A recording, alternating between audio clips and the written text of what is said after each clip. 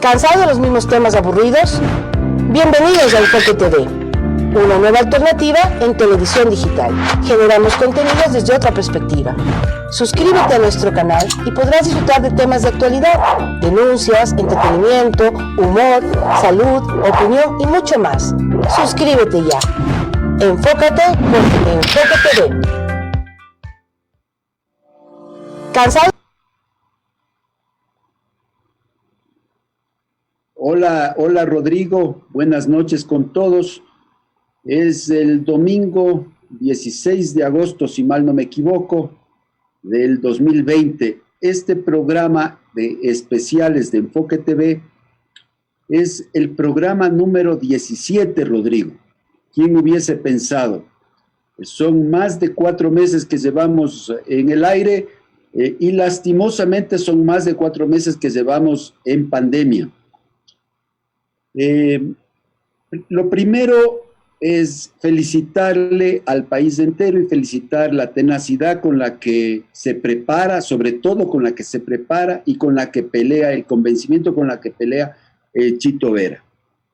Una lindísima pelea que, como siempre, los detractores, algunos de ellos por las redes sociales, comienzan a decir que el otro, el contrincante, ha salido ya lesionado, está golpeado, está mal, pero realmente le dio exactamente donde le dolió y le inmovilizó la pierna.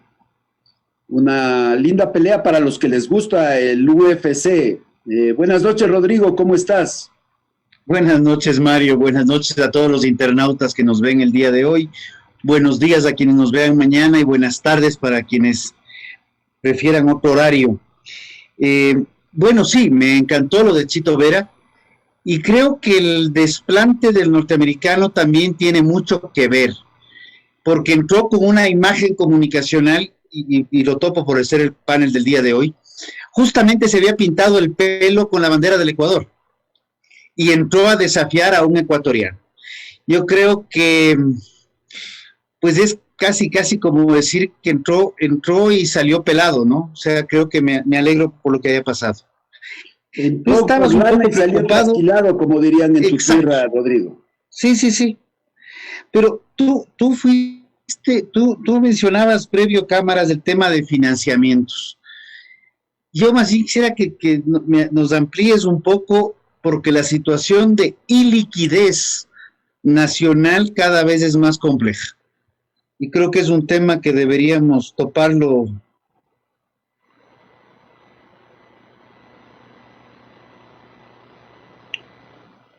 Rodrigo, mi internet se quedó un poquito dañado, pero retomando el tema, yo te quería contar que en una encuesta hecha a los 100 empresarios más influyentes del Ecuador, nos indican que el tema más importante que se debe observar a partir de este momento y en toda la crisis es el tema de financiamiento de empresas. Y de aquí caben un par de reflexiones. Cabe que se les pida anticipo del impuesto a la renta a las empresas, por más grandes que sean. Al mismo tiempo también, paralelamente, cabe la otra pregunta. Cabe que la Corte Constitucional interprete los decretos y las disposiciones del Ministerio de Finanzas. Segundo, Rodrigo, el acceso al crédito para la llamada reactivación definitivamente es una forma muy limitada.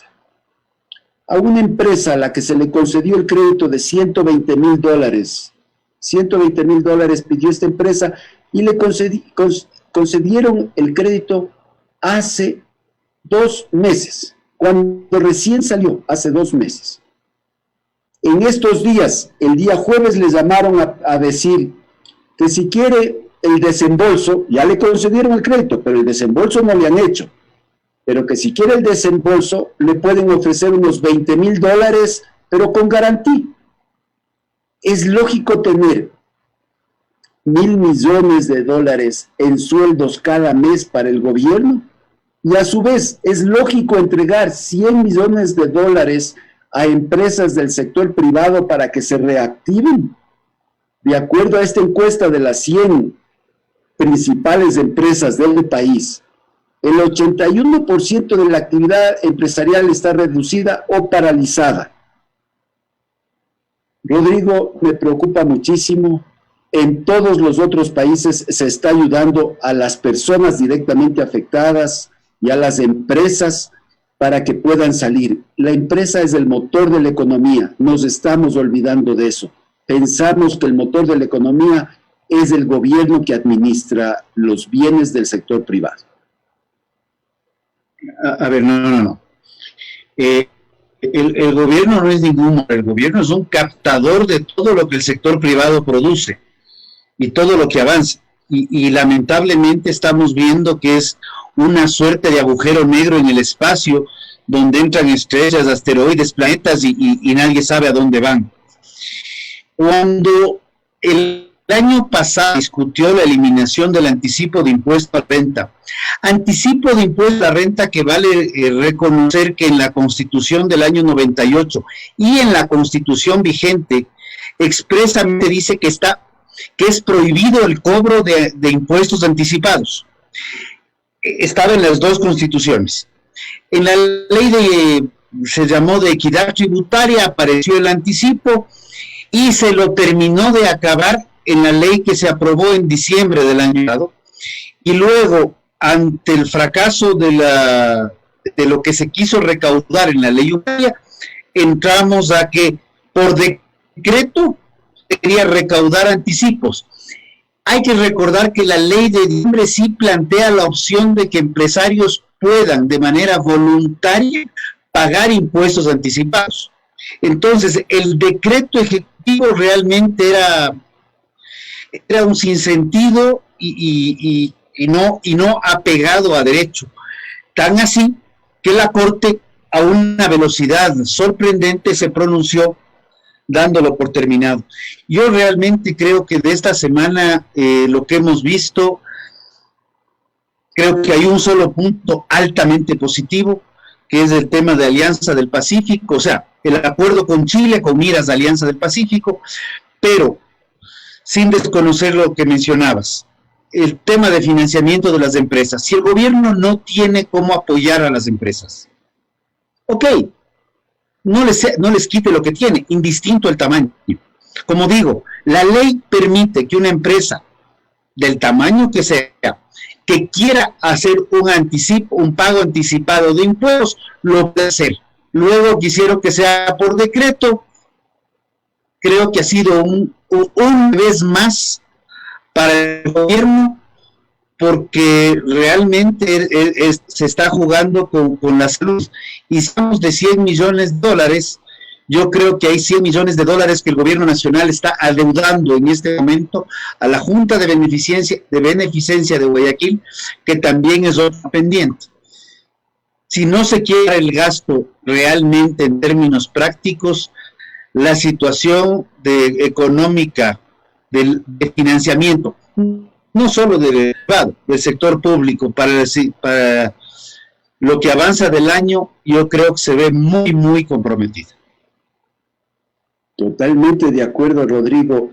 Tal vez aclarar que lo que quise decir es que el gobierno pensaría, o los socialistas pensarían, que el gobierno es el motor de la economía. No, para mí no lo es, pero tal vez algunas personas piensan que es el motor de la economía. Es el administrador de nuestros recursos, Rodrigo. Esa es la única aclaración. Sí. Estoy completamente de acuerdo. Es un administrador y lamentablemente cuando revisamos las empresas públicas podemos revisar que ni siquiera es un buen administrador. Lo cual es seriamente preocupante. Y honestamente, cuando hablamos de que ibas a topar el tema de financiamiento y tú dices que el internet se te congeló, yo creí que era el espasmo de hablar de un problema de liquidez tan fuerte que la situación se paralizó hasta las redes. Como tú dices, Rodrigo, la parte más importante es la Alianza del Pacífico, para mi forma de ver. No desconozco que la sentencia Pablo Romero me gustó muchísimo esta semana, pero la Alianza del Pacífico me gusta aún más. La firma de este tratado con Chile beneficia al 82% de las empresas, que son medianas, pequeñas y grandes. Así que este tema que por un lado nos abre el mercado, nos amplía el mercado, y segundo nos pone reglas bastante más estrictas y más claras que todos debemos cumplir, y en eso deberíamos estar contentos. Esa es la gran importancia de los acuerdos comerciales, que entramos a tener reglas macro que ya no son cambiables de acuerdo a un interés político coyuntural. Y tú mencionaste algo más, que es algo que yo sí creo que es importante. Tenemos que parar el tema de la corrupción, porque también hay un punto de desangre permanente, y sí creo que el tema de la corrupción se va a combatir con más transparencia. Vamos a requerir más activación social, y debemos un poco ya dejar de pensar que todo tiene que ver con una frase muy vieja. Decían que los romanos hablaban que al pueblo, para tenerle ocupado, había que darle pan y circo. El gobierno pasado teníamos circo todos los sábados, con unos intermedios entre domingos y lunes para tener claro de qué íbamos a tratar la semana. Pero también hubo plata por precio de petróleo para el pan. En este momento que no tenemos pan, parecería que todo se resume a circo. Y ahí viene una de que cuando atacamos a la corrupción, no tenemos datos, pero sí sabemos cómo se fue la plata y los contratos. Se le acusó a Bucarán de estar participando directamente en esto, a este señor Salcedo también.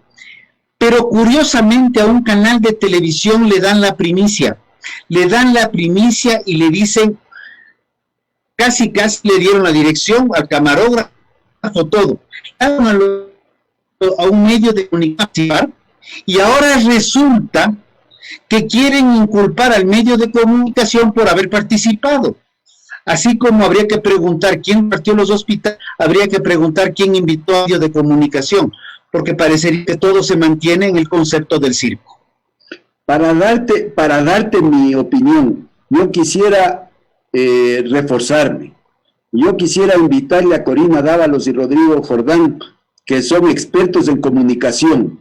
Así que yo creo que si es que les damos paso a ellos, pueden contestar mejor que yo esta parte del canal de Teleamazonas que entró a la casa de los Bucarán.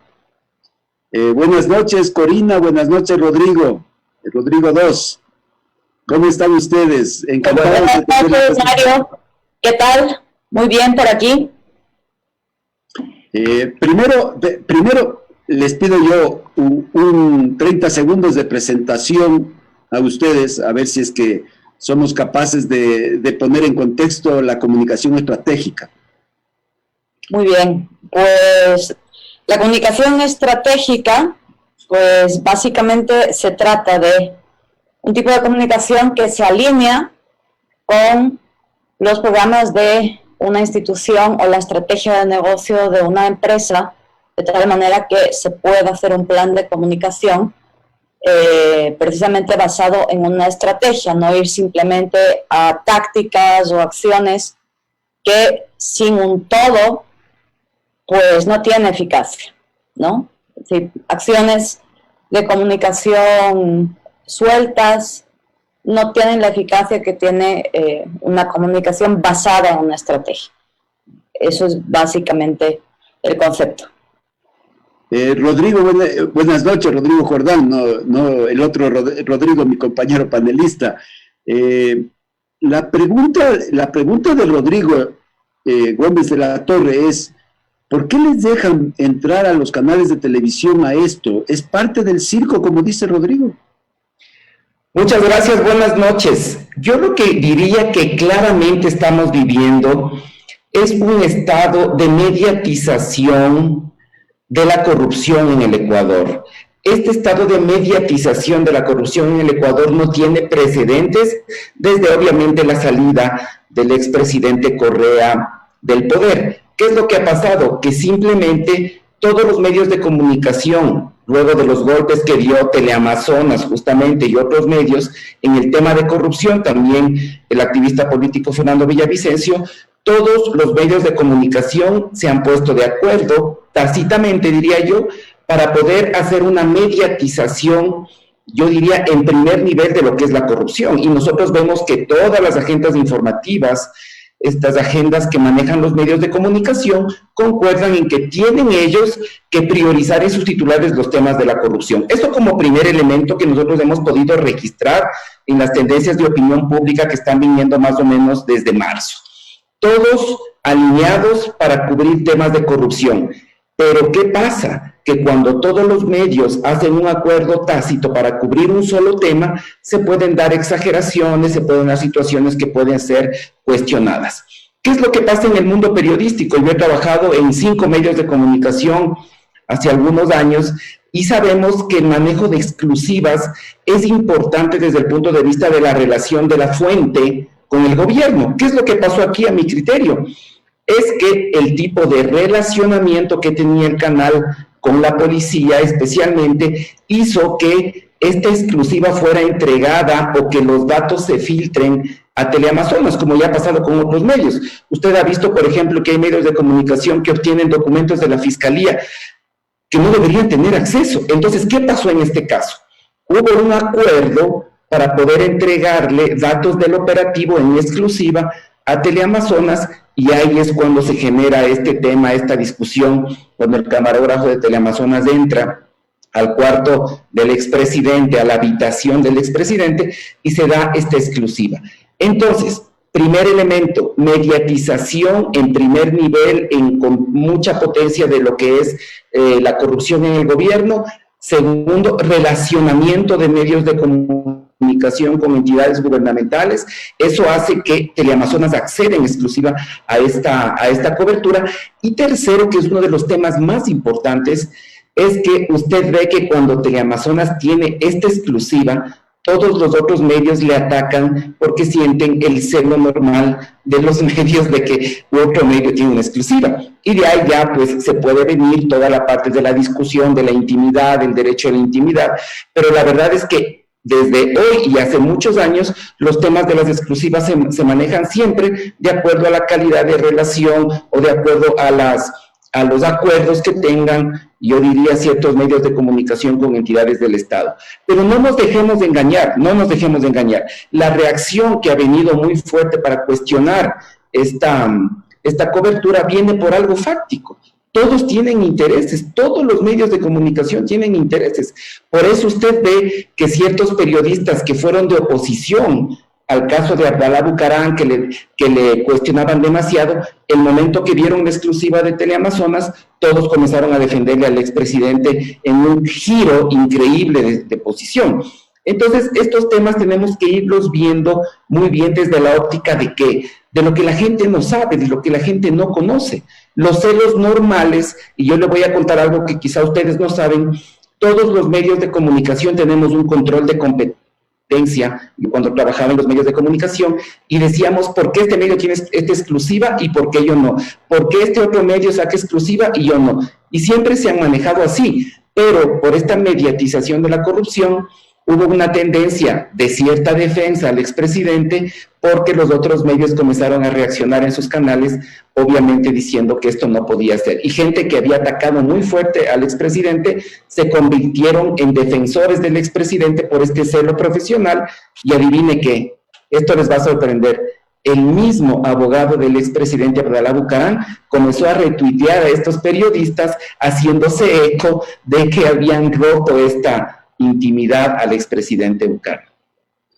Corina, de acuerdo a lo que nos dice Rodrigo, existe un acuerdo de mediatización dentro de la comunicación estratégica. Me gustaría conocer cuál es tu opinión, si es que este acuerdo de mediatización es explícito, es tácito, es intencional, no es intencional, y si es que tiene algún tipo de interés atrás de todo esto. Bueno, eso habría que preguntárselo a los directores de medios, ¿no? Normalmente, cuando hay una agenda que interesa al público, que empieza a producir un tipo de rating, que eso es muy importante para especialmente las televisoras, radiodifusoras, porque y también, lógicamente, para la prensa, porque en eso se basa sus ingresos por publicidad. Entonces, normalmente se va marcando una agenda, a veces espontánea, a veces pactada. En ese sentido, habría que ver hasta qué punto ese tipo de pactos son éticamente correctos, ¿no? Porque realmente los medios se supone que tienen una función neutral respecto de los distintos gobiernos y tienen una función de control desde la sociedad civil precisamente de los gobiernos. Entonces, eso habría que ver, esa información lógicamente no es pública y a mí no me llaman a contar este tema, así que lo que yo sí podría decir acerca de la exclusiva, habría que, y no lo vamos a saber, ¿no? Porque si hubo una filtración, lógicamente el periodista que la recibió va a poder ampararse en la ley para proteger su fuente. Por tanto, no se va a poder saber por ese lado. Algún director de comunicación de la policía o del Ministerio de Interior nos va a decir que tienen un pacto, tampoco. Por tanto, no vamos a saber cómo se produjo. El hecho es que se produjo. Y en ese sentido, Teleamazonas tenía la exclusiva y tenía la primicia. Muy bien. Ahora, desde el punto de vista ético, nuevamente, ¿qué necesidad hay de entrar hasta la habitación del expresidente? Tiene exactamente los mismos derechos que todos los ciudadanos. ¿Por qué hay que hacer este show? ¿Qué se necesita? Mediatización, como decía Rodrigo. Entonces, cada vez más los medios van cruzando un límite peligroso, porque en lugar de hacer un periodismo serio, objetivo, crítico si hace falta, pero sobre todo analítico, está pasando a ser un tipo de periodismo sensacionalista que empieza a poner la política como un espectáculo, y eso no le hace bien a una democracia.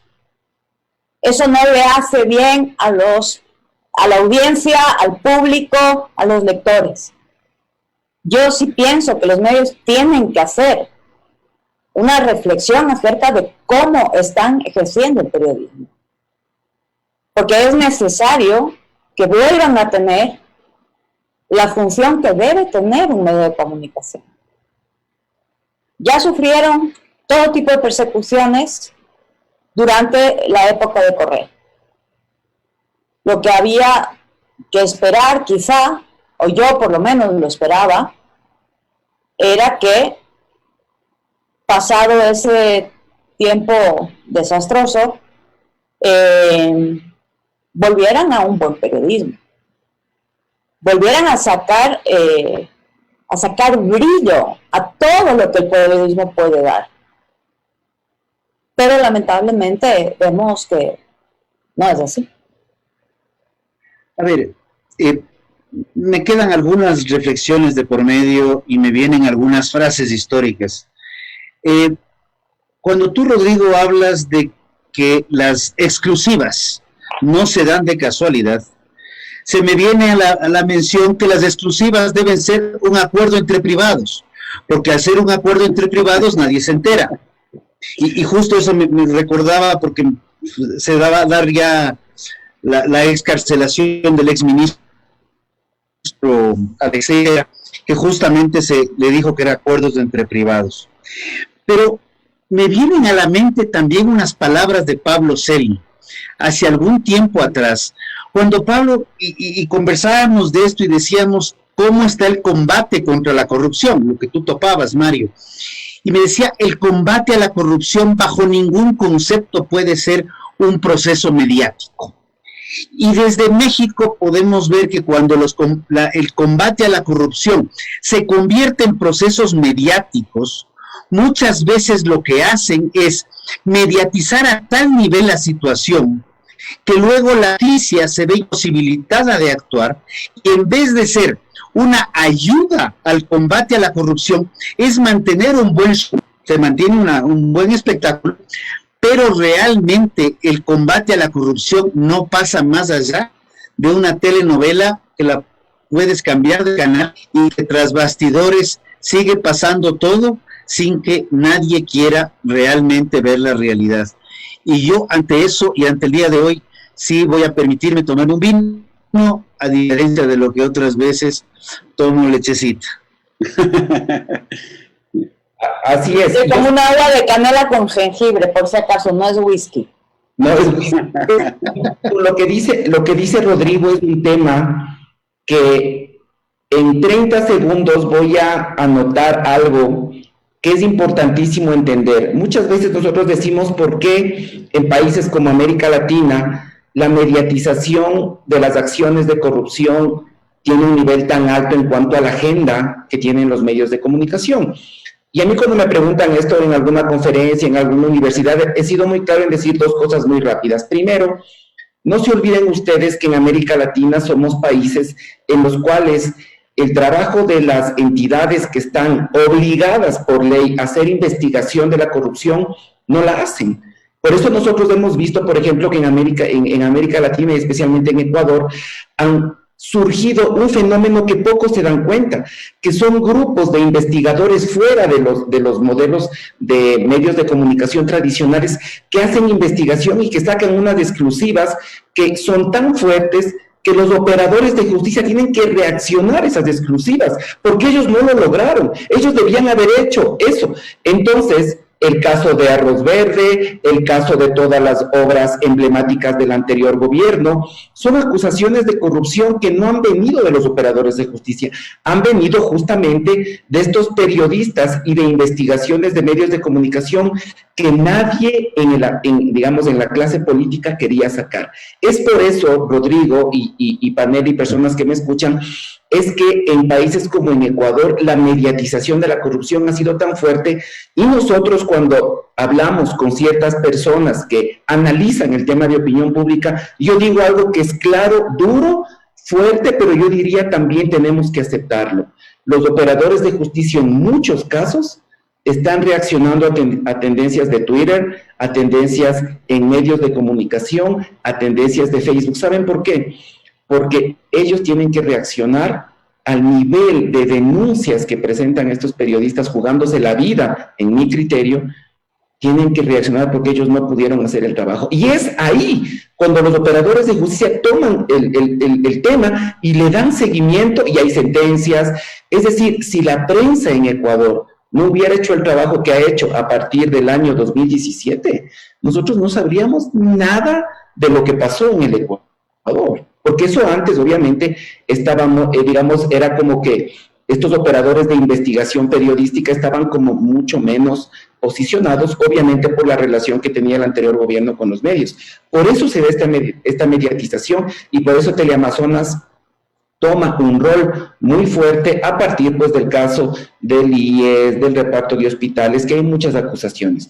Lastimosamente la prensa, aunque no lo creamos, se está jugando la vida, se está jugando incluso su seguridad personal por hacer investigaciones de las cuales nadie, ni la Contraloría, el Consejo de Participación Ciudadana tiene obligación constitucional de hacer investigación de la corrupción, no lo hace. Y la fiscal ahora también ha tomado esa lucha, por eso es esto. La prensa... No vemos un caso, no vemos un caso bastante mediático y una posición muy mediática de la fiscal quejándose de que los jueces no actúan, pero tampoco veo una recusación contra los jueces. Dejo solamente esto sobre el panel y perdón, Mario, que haya interrumpido. No te preocupes, Rodrigo.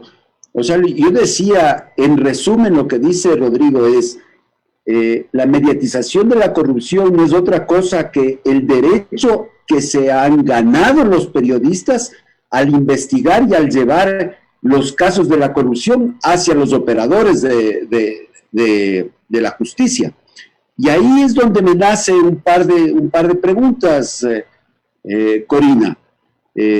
La única pregunta es si es que nosotros estamos contentos después de tantos casos y tantos problemas de corrupción, con únicamente Daniel Salcedo y Daniel Mendoza en la cárcel. Los Bucaram en definitiva no están en la cárcel, le veas como le veas. Y en el IES y en el municipio de Quito y en otras partes estamos todos exactamente igual. ¿Qué es lo que está pasando a través de los procesos de comunicación con esto? Tenemos procesos de comunicación, pero no tenemos procesos de justicia, Corina. Bueno, eso efectivamente la fiscal lo ha denunciado.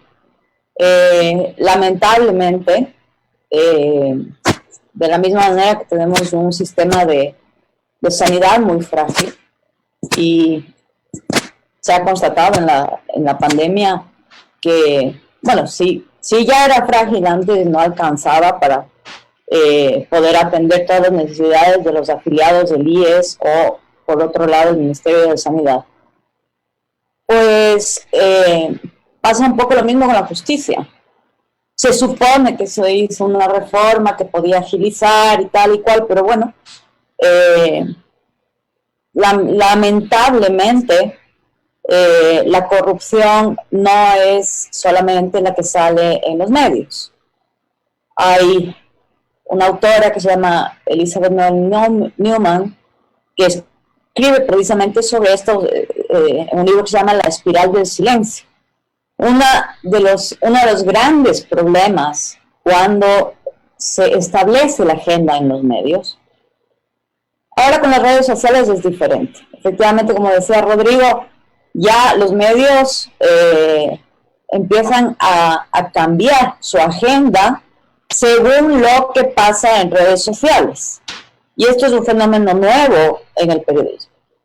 Entonces, habrá que ver, es muy interesante y hay que analizar porque por fin la gente también empieza a ser escuchada.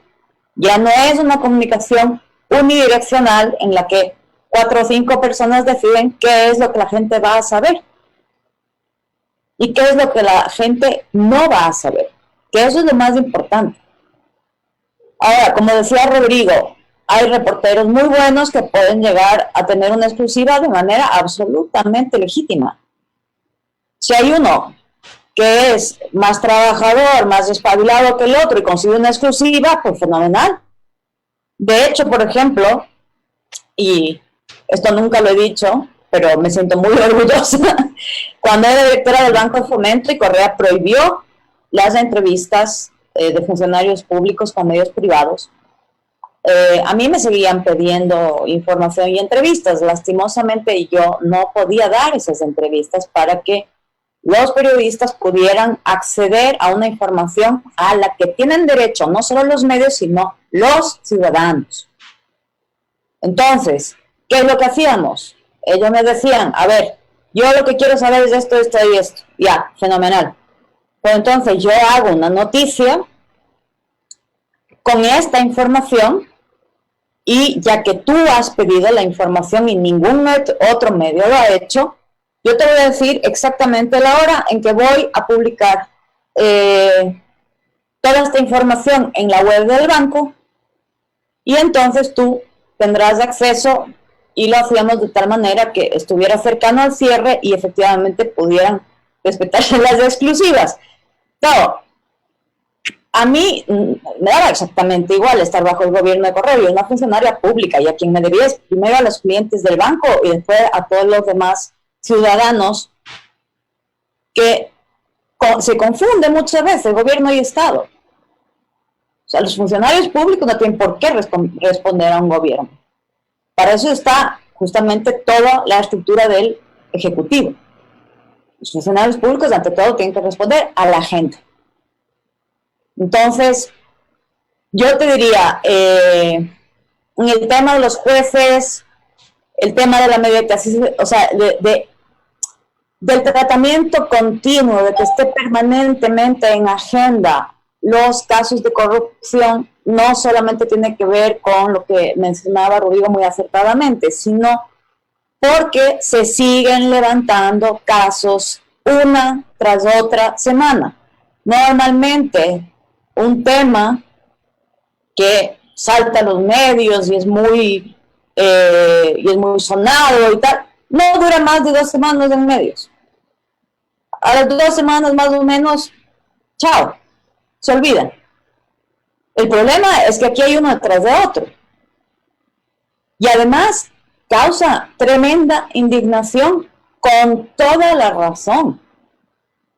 Porque ya está mal la corrupción en tiempos normales.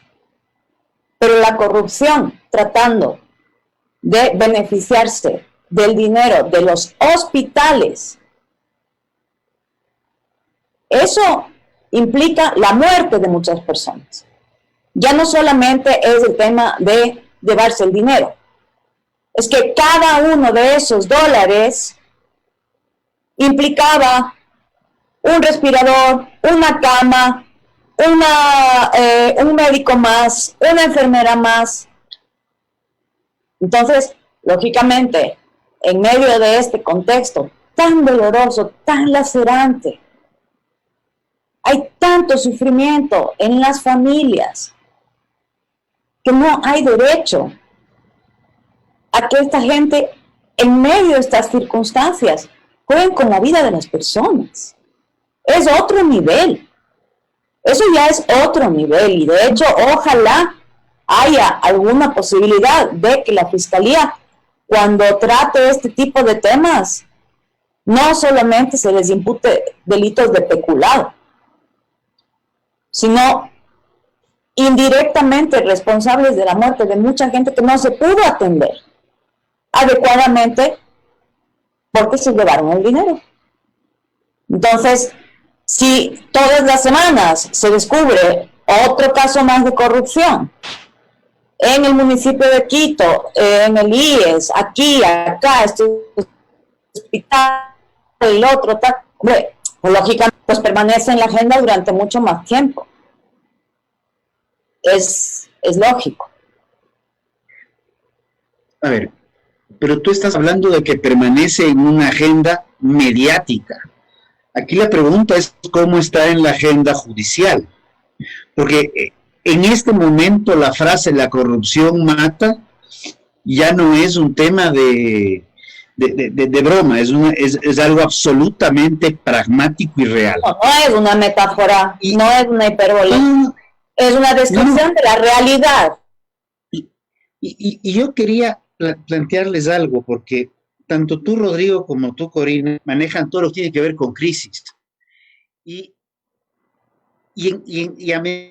a mediados de a media pandemia, o a los 60 días de la pandemia más o menos, comenzaron a saltar los casos de corrupción. Y ahí yo quería hacerles la consulta más de antes.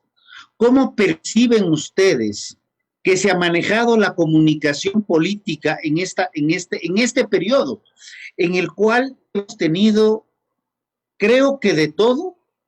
Han habido muchos voces, inclusive hasta el vicepresidente hemos cambiado. O sea, en una época tan compleja para el país nos hemos dado el lujo de hasta cambiar de vicepresidente. ¿Y cómo ven ustedes la comunicación? ¿Cómo se ha desarrollado la comunicación política? Porque es algo que en estos especiales de enfoque lo hemos hablado muchas veces, no desde la expertise de una profesión, sino desde la percepción de los ciudadanos que hemos estado participando acá. Bueno, bueno, gracias. En ese aspecto nosotros tenemos que hacer una diferenciación entre lo que ha sido la comunicación del gobierno en este tiempo con respecto a la gestión del gobierno, y la otra existe, o lo que nosotros decimos, la comunicación de la crisis sanitaria. A nivel de la comunicación de crisis sanitaria, yo solo tengo dos comentarios muy claros. ¿Cuáles son esos?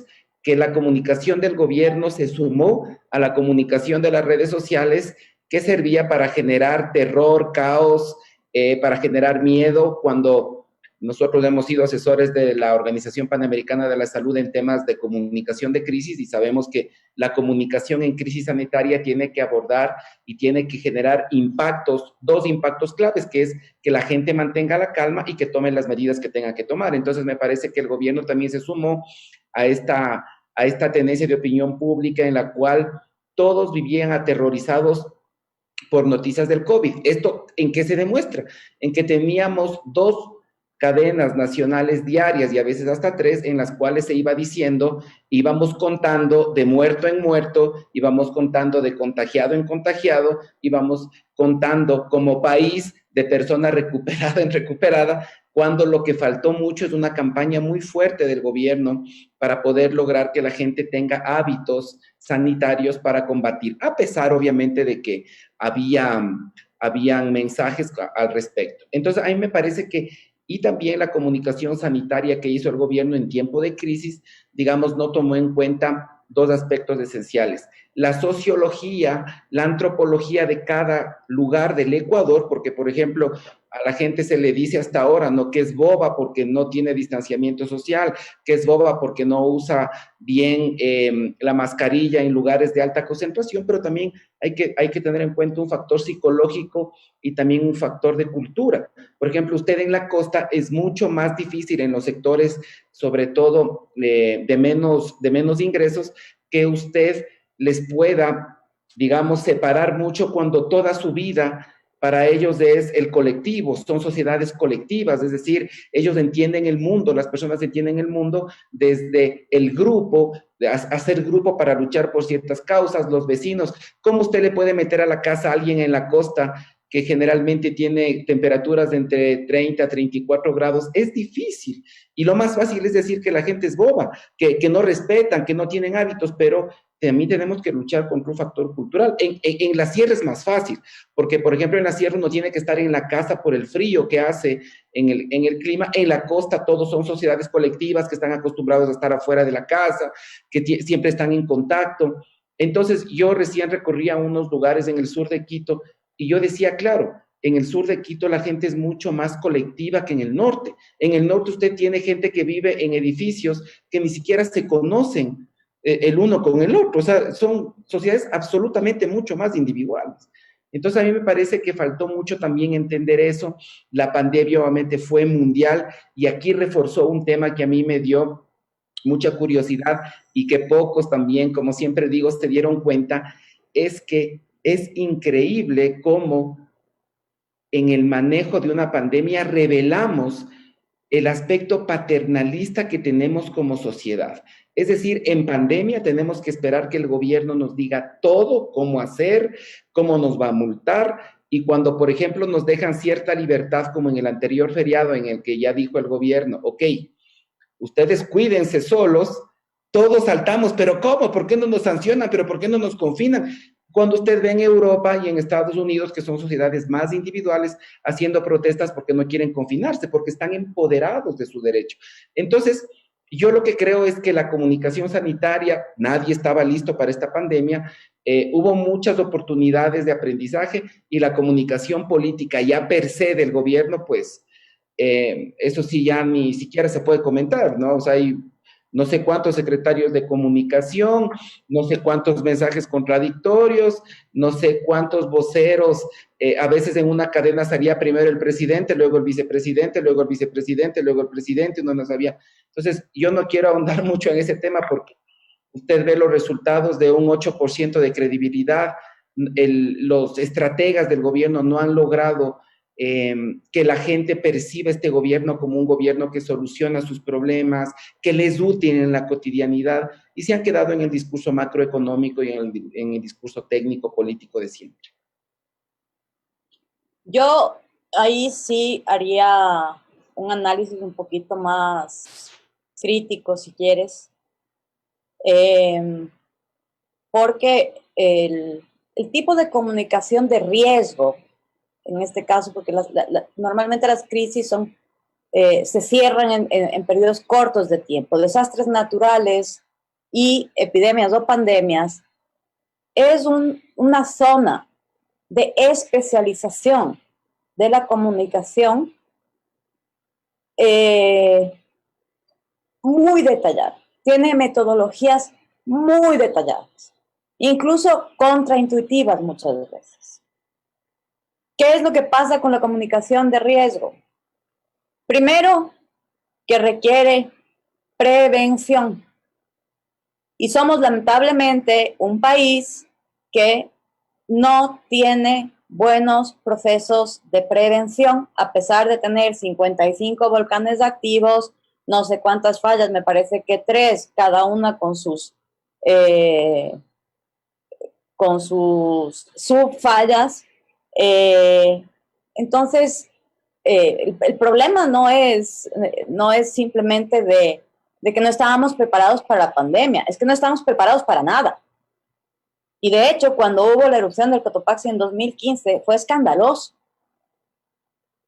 Y en ese momento, a mí me tocó como directora de comunicación de la EMAPS, de la empresa de agua potable de Quito, lógicamente adelantarme todo lo que podía para los distintos escenarios que podíamos tener que enfrentar desde la empresa ante una erupción BI4 del Cotopaxi como la de 1877, que hubiera sido realmente una catástrofe de un nivel que no nos hacemos cargo todavía. ¿Qué pasó en el 2016? 3/4 de lo mismo. No hubo prevención, por tanto no había planes para poder responder adecuadamente al terremoto. Con la pandemia pasa exactamente lo mismo. John Wook Lee, que era director general de la OMS en 2004, ya lo dice muy claramente. Con los últimos 5 brotes, se puede estar refiriendo al Zika, al SARS, a NH1, ébola. O sea, el mundo ya tiene cierta experiencia, décadas de experiencia en esto. Y dice literalmente, hemos llegado a comprender que la comunicación es tan crítica para el control de brotes como los análisis de laboratorio y epidemiología. Eso, un director de la OMS. E incluso en el 2015 se reunieron 60 expertos convocados por la OMS y sacaron un manual de comunicación de riesgos que está en internet, que no tarda ni media hora en leerlo, precisamente para que los países tengan esa base para poder manejar una comunicación de crisis en pandemia. Desastres naturales y pandemia son muy especializados los temas, cómo se tienen que manejar en comunicación. Primero, la comunicación interna del gobierno, que es lo que aludía Rodrigo. De repente, o sea, yo al principio de la pandemia, la verdad es que estaba súper pendiente de todas las noticias, de ir armando el puzzle. Porque la página web oficial, una página que cuesta $90 al año. No sé si está hecha en WordPress o en Wix, pero, o sea, es un auténtico desastre. Ahí no hay ningún tipo de información relevante para la gente. Entonces, nadie sabía cuál era el medio oficial de información, porque salía la Secretaría de Riesgos por su cuenta, salía la ministra de Salud al principio y el ministro de Salud después por su cuenta. Jorge Water de repente lanzaba la primicia, efectivamente, con un tuit. No había una frecuencia establecida de las cadenas nacionales, era un lío. De repente te decían que dentro de media hora había cadena y, bueno, a ver qué pasa, ¿no? Entonces, primero, la coordinación interna del gobierno para establecer voceros, para establecer mensajes homogéneos, coherentes y útiles para la gente. Entonces, eso no se dio. Cuando María Paula Romo, cosa que a mí me sorprendió muchísimo, porque ¿qué hace una ministra de gobierno? Para eso está una secretaría de comunicación, que, o sea, ni se le vio, ni se supo nada, porque el secretario de comunicación prácticamente ni apareció en pantalla. Por otra parte, cuando cambian el secretario de comunicación, que yo dije, bueno, por fin van a poner a un especialista, ponen a un experto en campañas electorales en mitad de la pandemia. Yo no daba crédito. Entonces, por otra parte, si no tienes especialistas, que efectivamente es difícil tenerlos, buscas asesoría. Es tu responsabilidad como gobierno buscar asesoría para poder hacer una comunicación adecuada para que los mensajes lleguen a la gente y lleguen como deben llegar a los distintos segmentos de población, que se coordine hasta con la última junta parroquial de tal manera que el mensaje llegue a la gente. No se puede dar por supuesto desde un gobierno que todo el Ecuador va a ver el noticiero de las 7, que todo el Ecuador va a leer el diario del día y entonces por ahí se enterarán.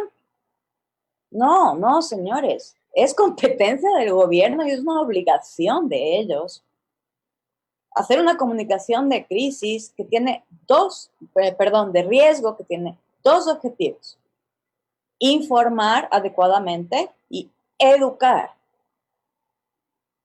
Y todo esto tiene etapas. ¿Por qué educar? Porque se necesita cambiar comportamientos. Se me fue el tema. María Paula Romo contestando tweets. Fueron alrededor de 2,000 tweets. Yo me di el trabajo de hacer hasta pantallazos. Y tú ibas a la página oficial y había 12 preguntas frecuentes. María Paula Romo esa noche recibió más de 2.000 tweets con preguntas.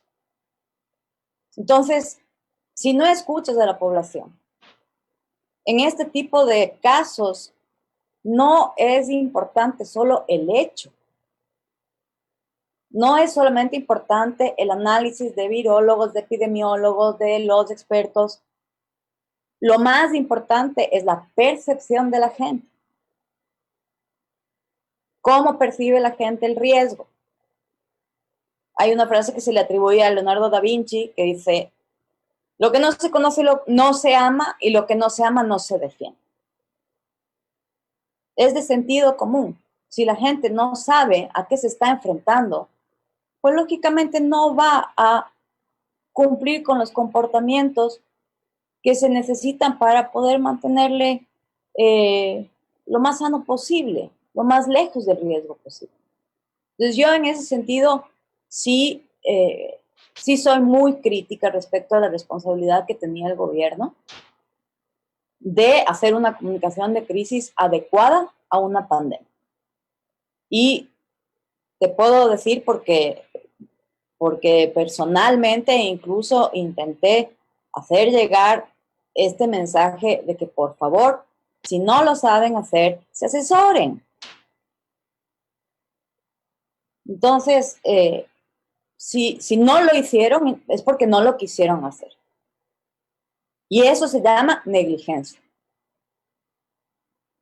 O sea, aquí vamos a ser irreverentes, ¿no? Rodrigo Gómez de la Torre. Pues esto no es irreverente, esto es real.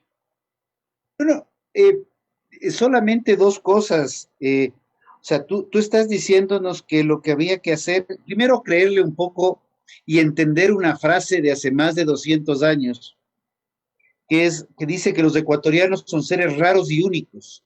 Duermen tranquilos en medio de crujientes volcanes, viven pobres en medio de incomparables riquezas y se alegran con música triste. Es de Alexander von Humboldt.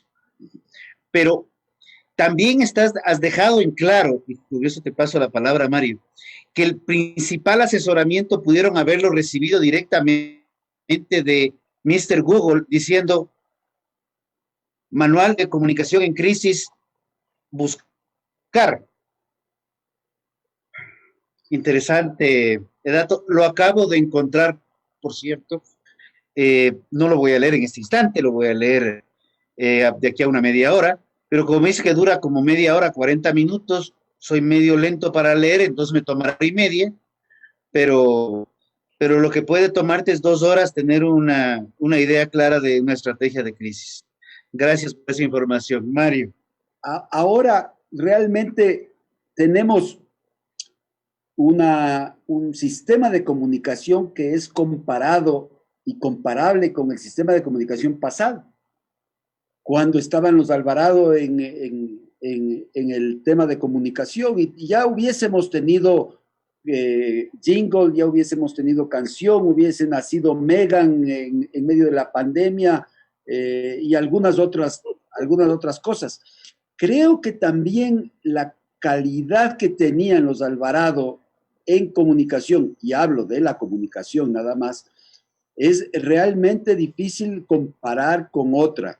Y creo que también los presupuestos, por ser austeros, hemos pecado en no tener un presupuesto adecuado para hacer una comunicación decente en medio de esto. ¿Qué les parece si comparamos la comunicación actual con la del anterior gobierno? Sinceramente, yo en ese sentido disiento de tu parecer, porque primero hay grandes profesionales de la comunicación en Ecuador y si no te vas fuera y los buscas. Es así de sencillo. O sea, si no se hizo, no es porque no se podía hacer. Eso está claro. O sea, no, yo por ahí no le veo ningún misterio. Entonces, desde ese punto de vista, comparar la comunicación con los presupuestos que tenían los de Alvarado, que además no era realmente un tipo de comunicación gubernamental, sino pura propaganda, pues obviamente me parece que no hay un punto de comparación, porque yo creo que el gobierno anterior nunca se enfrentó a algo tan grave como esto. Como tú dices, los presupuestos son completamente diferentes y los Alvarado manejaron la propaganda del gobierno de Correa maravillosamente, pues sí, o sea, maquiavélicamente, sí. Pero eso no quiere decir que sean insustituibles o que en Ecuador no haya grandes profesionales, por ejemplo, Rodrigo, que podrían manejar la comunicación de una manera espectacular si se hace falta, con poco presupuesto. Así que aquí el tema no es hacer grandes inversiones, sino tener muy claro cuáles son las ideas, cuál es la metodología, cuál es el mensaje, cuáles son las etapas. Exactamente. Entonces, Hay una anotación que yo quisiera hacer, es que la comunicación siempre se tiene que entender desde la óptica de nuestro grupo objetivo. En comunicación no sirve lo que yo quiero decir, sino lo que la gente entiende. La comunicación tiene que partir desde las expectativas de los grupos meta, desde su realidad, de lo que ellos asimilan. Ahí se mide la efectividad de la comunicación. Por eso, el modelo comunicacional de aquellos voceros que dicen, yo voy a preparar una entrevista o voy a dar un mensaje en calidad de sabio para decirles a esta gente que no entiende nada lo que yo quiero que sepan, eso ya cambió. Ahora la comunicación se piensa siempre desde las expectativas de los grupos meta, desde objetivos persuasivos de mi comunicación, porque la comunicación es persuasión, es cambio, es transformación. Ese es el objetivo de la comunicación. La comunicación es de recibir información que yo pueda entender, que me interese para yo tomar decisiones. Acuérdense que de la calidad de la información que yo recibo, tomo decisiones como ser humano, como miembro de una familia, de un hogar, de una ciudad. Entonces, obviamente, la comunicación que se ejercía desde el anterior gobierno con los estrategas que tenían era una comunicación básicamente de poner la comunicación como eje central de gestión. Clarísimo. Pero incluso ellos cuando enfrentaron temas como el terremoto en Manabí y otras, lo mismo del Cotopaxi. Yo me acuerdo cuando en la emergencia del Cotopaxi se inauguró una página web que quería como servir de eje informativo, no era muy buena, es decir, ni ellos sabían cómo operar, porque el Ecuador, digamos, en este aspecto ha tenido calificaciones muy bajas. No se diga también en el periodo en el que estábamos, como yo digo, es mi criterio personal.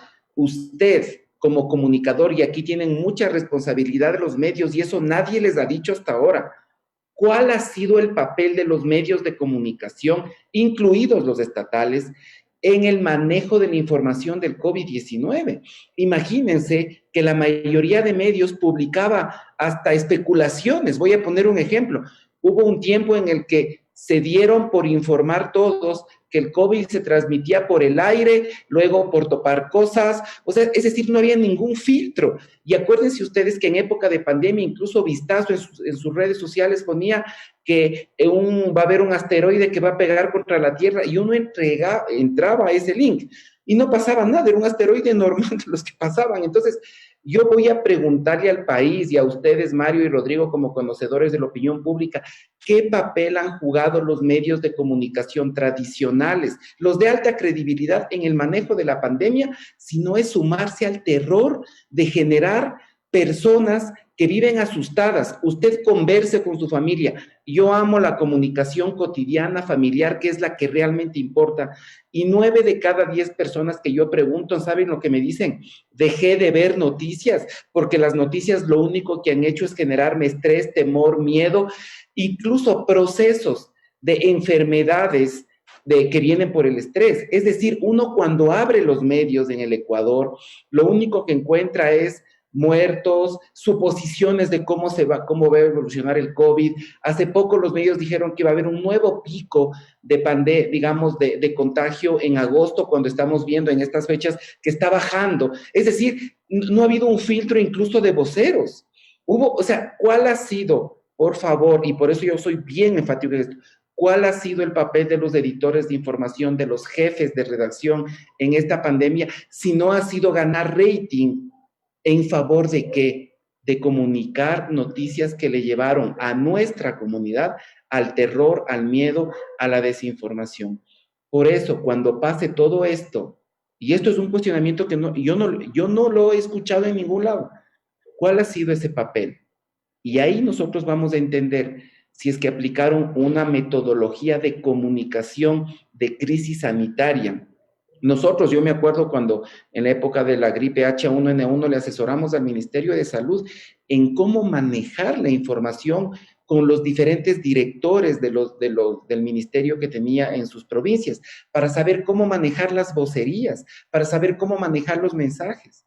Pero ¿saben qué? Lastimosamente, el mundo es responsable de que, y yo digo, sin temor a equivocarme, desde los grandes medios hasta los pequeños, se entregaron a ganar rating a propósito de la pandemia, aterrorizando a la gente, diciéndole que la muerte está cerca, de que el COVID se comporta así, que no hay vacuna. Por último, esta vacuna rusa, ¿no es cierto?, que acaba de salir, todo el mundo le ataca diciendo que no sirve. ¿Cómo sabemos eso?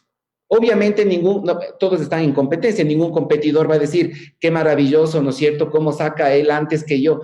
Se van a atacar, pero ¿saben qué? No les importa a la gente. Ese es el problema.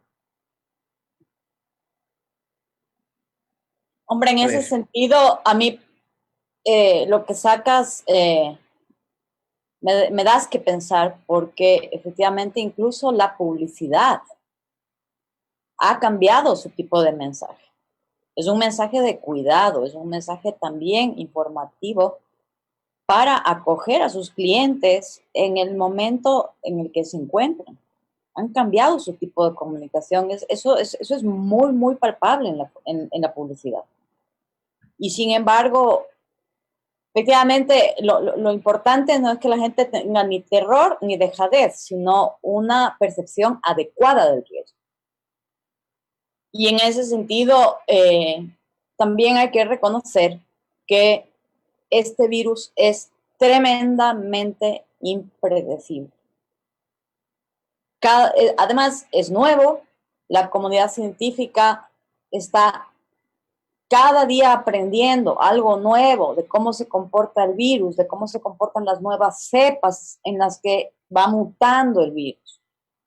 Cada organismo responde de manera muy diferente al virus. No se sabe qué secuelas puede dejar a medio y largo plazo, porque no hay tiempo para poder hacer esa investigación.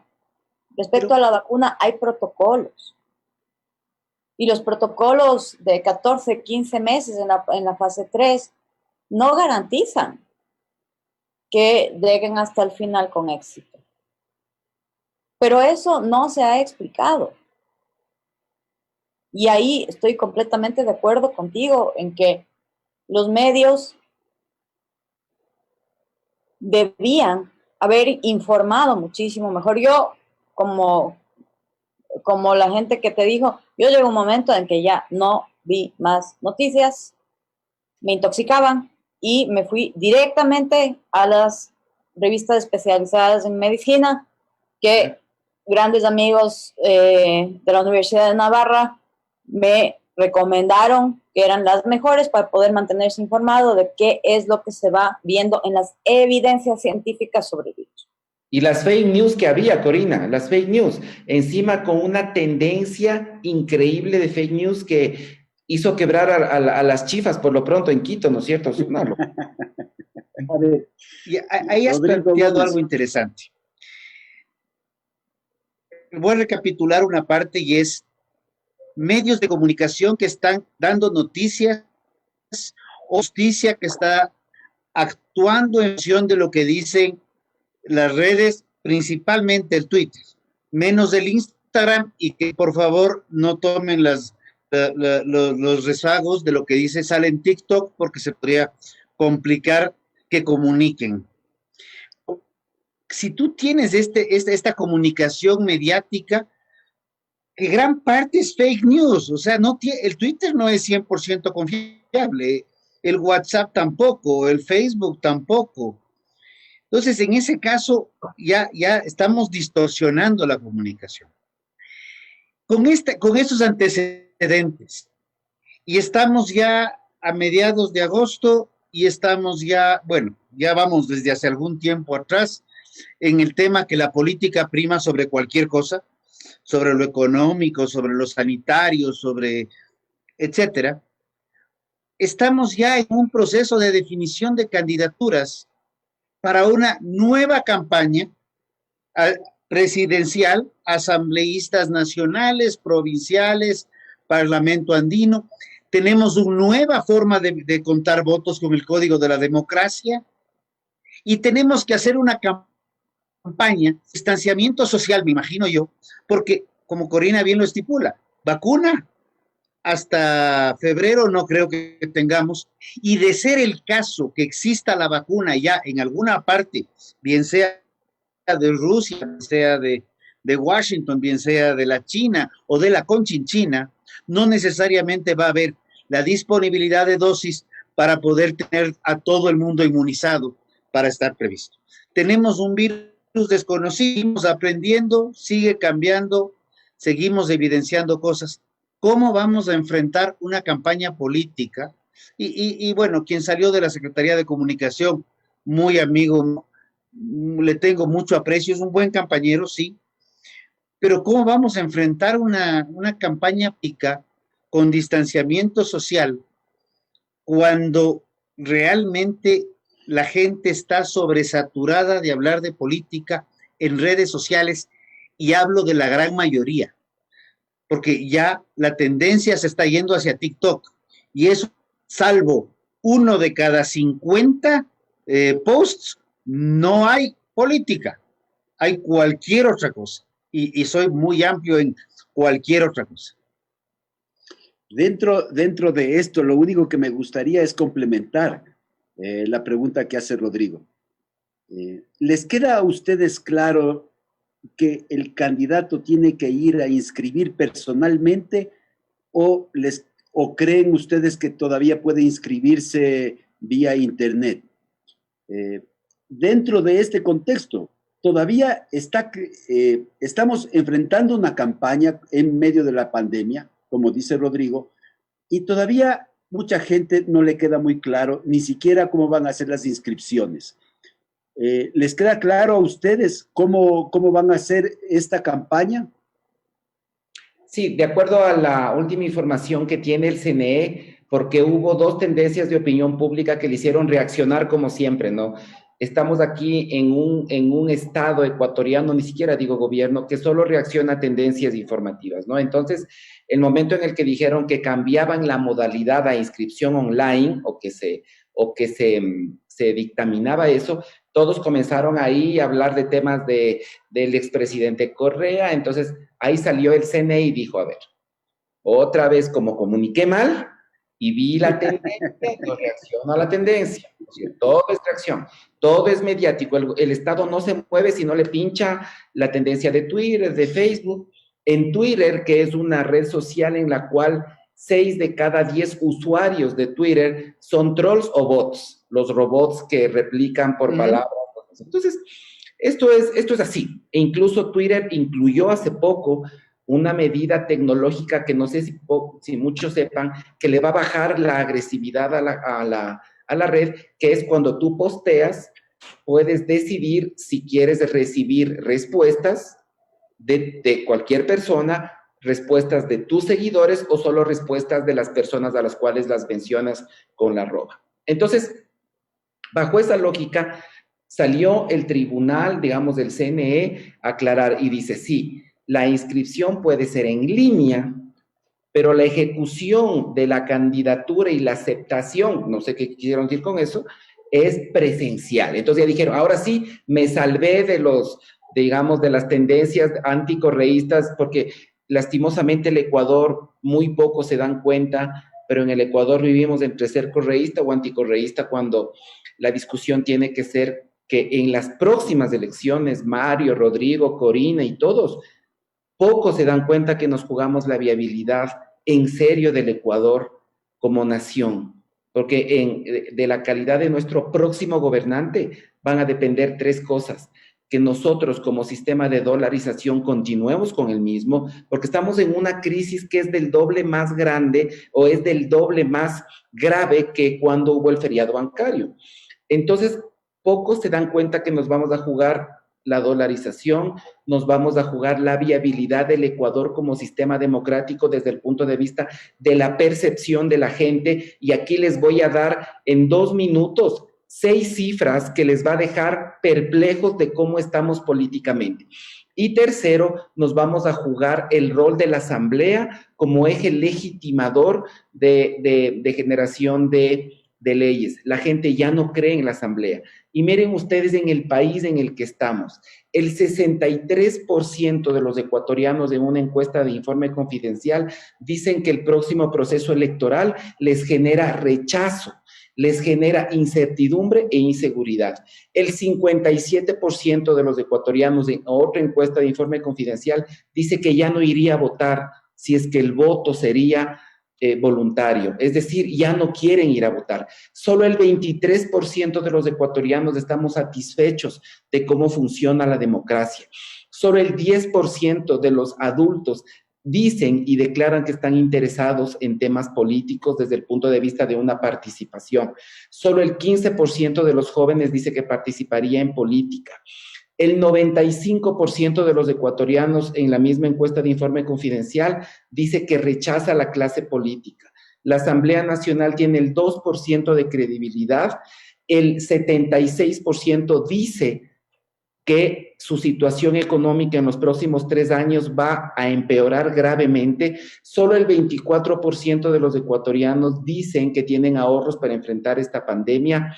Y por último, uno de los temas más graves, 6 de cada 10 ecuatorianos dicen que no esperan nada del gobierno para que les ayude en su situación económica.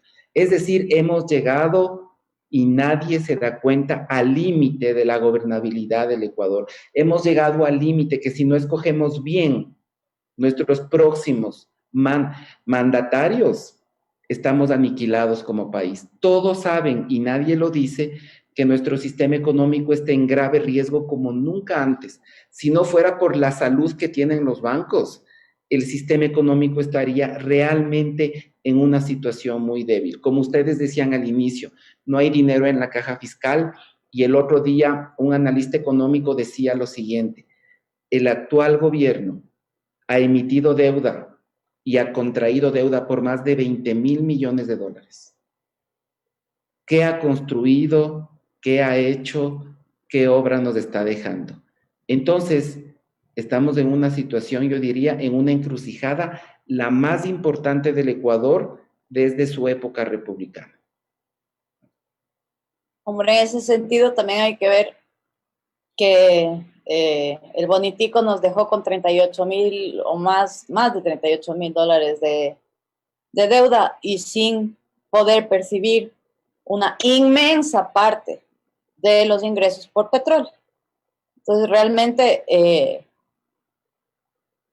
no justifico que el gobierno haya hecho A, B o Z, pero realmente quien gobierne en el próximo periodo tiene que ser alguien tremendamente capaz, tremendamente valiente para poder afrontar la situación tan grave que tiene el país. Coincido contigo, nos jugamos la existencia misma del Estado ecuatoriano.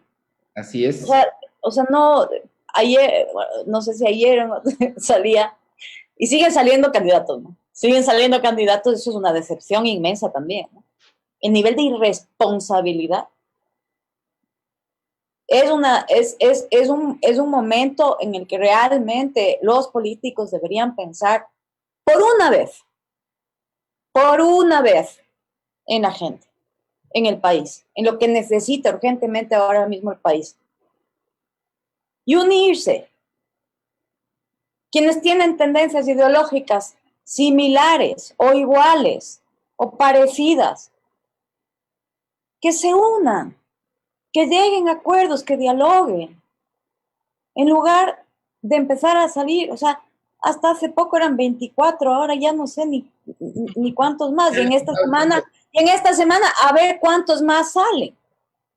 Eso implica un gasto de CNE, de subsidio. No hay dinero, señores. no hay dinero. Y ustedes están multiplicando como cuyes con ese conocimiento, por favor. Entonces, ya para empezar, el número de candidatos, yo respecto al tema de la viabilidad que comentaba Rodrigo, el otro día salió un candidato y su presentación fue una cantidad de cambios estructurales en la asamblea, en la constitución, no sé qué. Yo decía, a ver, señor, cuando usted termine de hacer todas estas maravillas, yo no sé usted a quién va a gobernar, porque para entonces ya habremos tenido que emigrar todos. Es que, no tiene lógica. Entonces, a mí la verdad es que me ha decepcionado mucho cómo ha reaccionado la clase política en estas elecciones. Hasta el sábado no se sabrá cómo queda la cancha. Yo realmente, por ejemplo, hoy me pareció muy loable el gesto de Álvaro Noboa de decir, yo estoy dispuesto a no presentar mi candidatura si conseguimos unidad. Veamos qué responde, ¿no? Ahí está la carta sobre la mesa. Claro. No creo que haya absolutamente los egos políticos no admiten que nadie decline. Es increíble. Bueno, entonces hay que cambiar la clase política porque no sirve. No sirve. Y es una pena que los jóvenes tengan esa percepción, porque justamente lo que necesitamos es liderazgos reales, gente que quiera entrar en la política a servir. Así es. Solo menos del 13% de los candidatos que aparecen en las listas, menos del 13% son jóvenes. Es decir, que están en menos de 30 años. Solo el 12%. El resto tiene un promedio de 50 años en las candidaturas. Es decir, no hay renovación porque a los jóvenes no les interesa esto. No les interesa. Y a los partidos no les ha interesado formar a sus juventudes. A ver, yo quiero ahí ser un poco... partidos que podrían haber tenido ahora mismo un relevo generacional, pero no lo tiene porque lo descuidó. Se volvieron nuevamente gente que solamente sigue a uno. El otro día yo ponía en Twitter, cuando un partido tiene un ideal claro, van liderando unos, otros, hay rotación. ¿Por qué? Porque siguen un ideal. Pero cuando siguen a una persona, básicamente, o sea, los que quieran tomar el liderazgo del partido tienen que estar rezando que vaya a criar malvas cuanto antes. Es que si no, no funciona. Entonces, todo eso hace daño a la democracia. Crean marcas políticas con un disfraz, marcas personales políticos con disfraz de partido. A ver, dos cosas puntuales. El Código de la Democracia no favorece la supervivencia de partidos políticos a través de alianzas. Entonces es un código creado para consolidar un bipartidismo. Hay que entender que todo esto fue tan hecho a la medida, ¿no? La nueva forma de conectar es haber cogido lo peor de Webster más lo peor de Hunt y consolidarlo. Lo dije el día de la votación, estuve con algunos amigos en la asamblea y estuve reunido con un asambleísta, voy a salvar el nombre en este momento, no sé si está en la cárcel o prófugo porque ahora está de moda un poco esto, y le dije, quiero felicitarles porque yo no creí que se podía empeorar el código, pero en el nombre que ahora las mujeres participan por ley, que tampoco lo comparto, por cierto, yo creo que la gente debe participar indistinto su sexo o su género por capacidades. Tienen que participar 50-50, ya lo decía el código anteriormente, por cierto, no es nuevo, pero pudieron empeorar el código, solamente con eso, y no sé, Mario, ya se nos va acabando el tiempo. Se nos va acabando el tiempo. me gustaría hacerles una pregunta final a todos nosotros que estamos en el panel. ¿Quién pasa la segunda vuelta según cada uno? Rodrigo, por ejemplo. A ver, aquí tengo encuestas un poquito calientes y de acuerdo a una última encuesta de Eureka, yo digo, se van uniendo gente que sabe, ¿no? Eureka, Santiago Basabe, gente que hace análisis político. Lo más seguro son dos cosas. Como fotografía de este momento, tomando en cuenta dos aspectos que son claves. Ya no hay tiempo para ningún outsider joven que entre y patee el tablero, no, eso ya no existe. Vamos a tener que definir entre la clase política tradicional o aquellos relativamente jóvenes que han salido de una matriz política como el ex vicepresidente de la República, Otto Sonnenholster.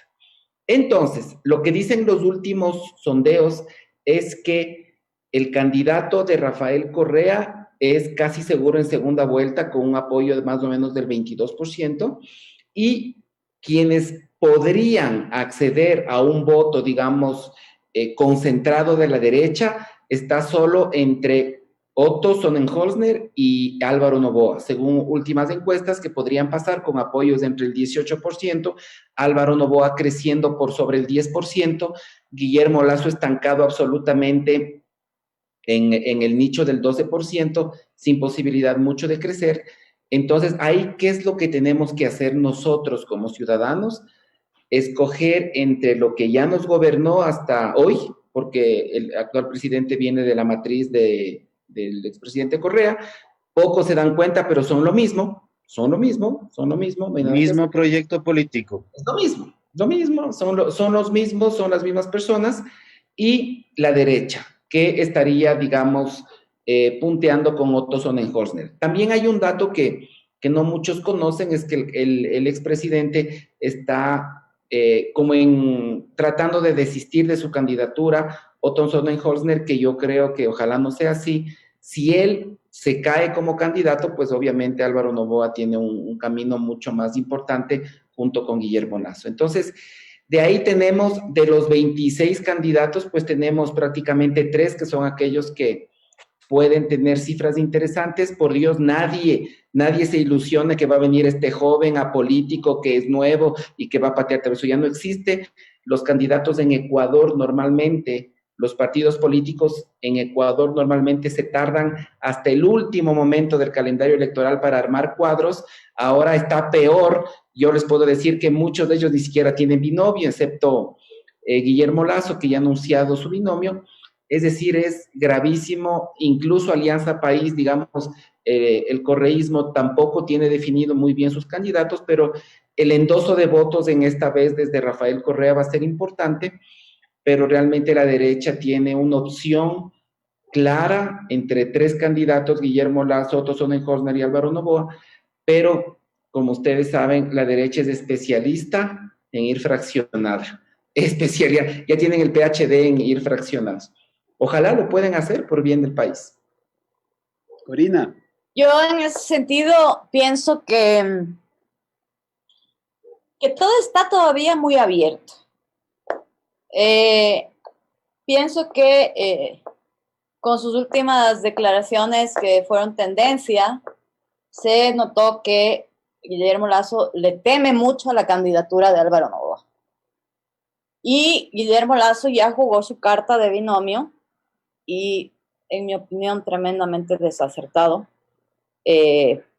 Porque quizá lo que más importaba era el 60% del voto en Ecuador es voto joven. Entonces, poner un binomio que es incluso mayor que el candidato, pues me parece que el tema de identificación va a estar complicado. Pienso también que va a depender mucho de la creatividad con que se hagan las campañas. Porque es un periodo, para mí, fascinante en el sentido de la comunicación política, porque ahora nos vamos a ver los cuartos, ¿no? A ver quién puede hacer una campaña que realmente llegue con la saturación que hay, con el desprecio que hay por la clase política. En ese sentido, por ejemplo, yo entiendo la simpatía que la gente le tiene a Álvaro Noboa. ¿Por qué? Porque fue perseguido por el correísmo, porque permanentemente ha seguido interesado en la política ecuatoriana y está familiarizado con la política, pero está fuera y ha demostrado ser un empresario fabuloso, sabe administrar. Entonces, desde ese punto de vista, pienso que el caso de Otto, hombre, puede subir como la espuma y bajar de la misma manera, porque yo pienso que en este caso, estando como está el país, se necesita alguien que tenga experiencia. Porque ya no se trata simplemente de la derecha fraccionada, de tal, sino de un voto responsable, porque si caemos en manos de un outsider inexperto en política, hay que saber cómo manejarse. No te puedes meter de la noche a la mañana con un país prácticamente en default y con una pandemia que no sabemos cuánto más va a durar, a tratar de administrar un país que está en soletas. Entonces, en ese sentido, los outsiders, sinceramente, ojalá no se den, ¿no? Porque realmente necesitamos capacidad y necesitamos experiencia. Y además Ecuador ha demostrado que históricamente vota con un alto componente emocional, como es casi en todo el mundo, ¿no? Ningún ecuatoriano dice, analicé el programa de gobierno y en educación me parece que hay 3 elementos que le ganan. No, esto es muy emocional, esto es el conocido, el discurso, y con esto termino. Lastimosamente yo creo que el próximo presidente que tengamos en el Ecuador hay mucho riesgo que sea aquel presidente que replique el modelo paternalista que hemos reforzado en los últimos 13 años de historia del Ecuador. Lastimosamente, hoy ya no se trata de lo que el gobierno puede hacer por mí, sino qué puedo yo aportar al gobierno, porque el gobierno realmente está liquidado como institución desde el punto de vista de legitimidad, de economía. Entonces, ojalá no repitamos estos factores de replicar el paternalismo. ¿Quién me puede dar bonos? Ojalá no comiencen en campaña, yo subo el bono de 50, 60, 70, 80, como siempre se hace. Es una pena, pero el voto del Ecuador no es un voto analítico. Miren los resultados. Somos un país de clase media y clase baja. 52% de hogares están en esa condición y ese voto es mucho menos reflexivo e informado. No porque sean personas que no entienden. No, ellos viven otra realidad. Ellos ven el mundo de una manera distinta a la que puede ser esta clase supuestamente ilustrada. Pero digo, lastimosamente, como ecuatorianos vamos a tener que quizá pagar el precio de no ejercer un voto informado. Ustedes se van a sorprender lo que les voy a decir, pero las cifras de votación de los últimos 14 años nos dicen que al ecuatoriano no le importa si su candidato tiene acusaciones de corrupción, si no le importa que pueda replicar el modelo paternalista de un gobierno que quiera hacerse cargo de la vida de la gente, que regale dinero, que les dé cosas, que ojalá gratis todo. Lastimosamente ese es nuestro país. Rodrigo Yo Gómez. sigo pensando que, perdona Mario, que va a ser muy interesante de todas maneras, precisamente porque tú tienes razón en esa interpretación del voto emocional. ¿Cómo van a ser las campañas? Eso va a ser muy interesante. A ver, porque van a ser mediáticas y digitales, básicamente. Tus dos personas que pasan a la segunda vuelta. A ver, yo sí coincido, creo que el segundo, me preocupa el voto paternalista, me preocupa esa clase, porque yo no sé qué es peor, si un candidato paternalista o una sociedad clientelar, y lo que tú estás haciendo referencia, Tocayo, es eso, es una sociedad que quiere que papá gobierno le dé resolviendo los problemas. Pero sí voy a poner un punto de queja. Yo sé que la ley determina que los jóvenes son hasta los 29 años, Sin embargo, con una expectativa de vida que ya bordea los 83, ya podríamos estar pensando que los de 40, 45, todavía podemos considerarnos jóvenes. Estoy un poquito más del 45, pero sí podemos todavía considerarnos jóvenes. Y creo definitivamente que el Ecuador primero necesita que la gente deje de pagar las candidaturas a la propaganda política. El voto debe ser facultativo, olvidémonos del voto obligatorio, y si vota el 10% de la población, que sea el 10% de la población que vote nadamente, porque el cuento de que si el voto es facultativo, van a ver los intereses fácticos de la plata que compra el voto, pasa exactamente igual con el voto obligatorio. Por el contrario, es hasta más fácil con el voto obligatorio, porque tienen que ir a votar. Entonces, como digo, defiendo que la juventud está un poco más avanzada. Confío plenamente que el voto va a ser más razonado, tiene que ser más razonado, y que va a primar indispensablemente la experiencia. El Ecuador requiere una madurez política. Perú tomó una decisión en ese tenor hace 20 años. Los resultados son palpables. Perú está atravesando momentos complejos al momento económicamente. Va a reaccionar más rápido por el ámbito del contacto internacional que el Ecuador. Está en camino a irse, pero todavía hay un trecho por recorrer. No me atrevo a poner nombres todavía. En 2 semanas ya tengamos candidatos definidos. Pongo mi encuesta con, hasta si quieren, hasta con apuesta, aunque la ley diga que no se puede tener ni casinos en el Ecuador.